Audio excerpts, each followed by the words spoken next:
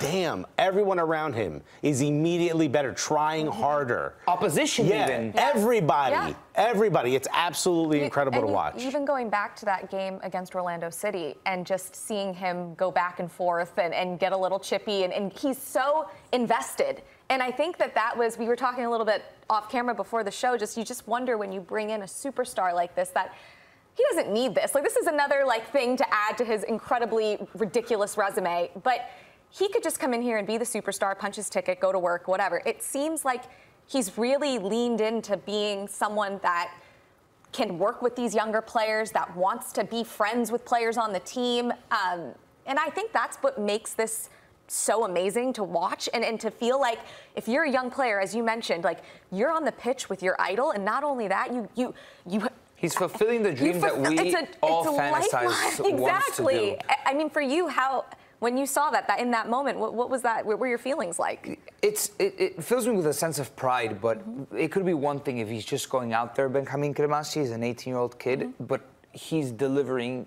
Tata Martino brought midfielder from Paraguay and Diego Gomez to play in a box-to-box position. Diego Gomez started yesterday over Benjamin Cremaschi. He was all right. And he wasn't good. He wasn't good? You didn't like him at all? No, I don't think he was good. Okay. Yeah, he covered a lot of ground, which was impressive. I don't think anybody in Inter Miami today can give you that all over the field. And yeah, sure, it was underwhelming. But I did like the amount of ground he covered. But he delivered, and Inter Miami is it's not only Messi but Busquets as well. Alba looked good too. Jordi Alba had a game and a half. Kamal Miller, the way that he incorporates himself into the opposite side of the pitch, into opposition's half of the pitch. The way you know what I saw Busquets do a lot? Indicate, kind of like run the show. Tell people where to be and where to move. The triangles, the passing triangles that Inter Miami were putting together. This is what I'm saying, though. It's almost like they're like coaches. It's just a beat down Miami fan. Sorry to interrupt. You've been such a beat down Miami fan. But it's true. But it's the simple things they're doing now that you're like, look, they're passing to each other. No, but it's like they're I'm being serious. I'm giving you credit. I agree, but it's not only that they're passing to each other. The understanding is like they didn't just start putting passes together. They started triangulating, being dynamic, breaking down opposition in one-touch football. Like they took it to a high level. It's almost unfair to have Messi, Busquets, and Tata Martino.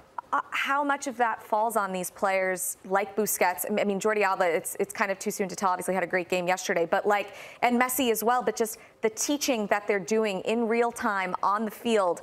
He'll speak to that. It's the coaching. If I'm a star player, I'm not coming to coach everybody. That's not my job. My job is to come and perform. And I've talked to a lot of players who come to the league and they feel like the expectation is for them to basically play, score, and teach and coach. Okay. No, that's not my job. I'm not supposed to be doing the team talks and doing the X's and O's. I'm here to do my job.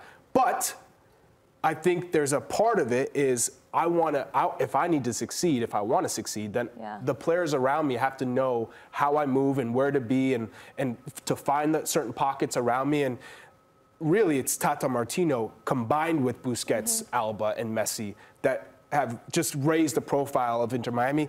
And now you're starting to see passing sequences and movements. And Busquets is a 10 out of 10, one of the best midfielders of all time when it comes to creating his own space. So no matter how athletic you are, you can't touch him because he's always moving and his head is constantly like this. So if you come, he plays one touch. If you don't come, he can take 2, 3. And he's always 3 or 4 steps ahead, which forces everyone else to be ready for the next play. You're not just thinking about the current play, and that's where we're seeing the progress for Inter Miami's players right now. Chuck, are Inter Miami the best team in MLS right now? They haven't played a game in MLS yet, though. Fair. In League's Cup? Okay.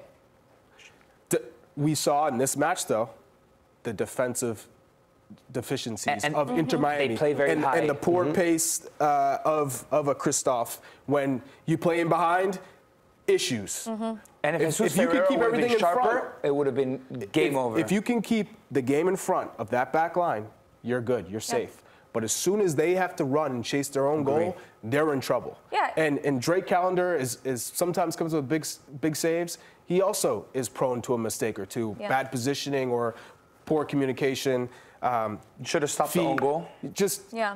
You just see that defensively they're frail. And they might have to win games 5-4, 4-3, 3-2 to get into the playoffs. But before, people are like, no way in hell can this Miami team get in the playoffs. Now, I know. they really do have a shot. Absolutely. They may be the hottest team coming back into MLS after this. As long as everyone stays healthy, right? That's the key. Exactly. But with Messi, and they're bringing a center back. Now a penalty kick. If they're 25 yards and out anywhere around that's a penalty kick for Inter Miami. Did you yell when he scored? I did.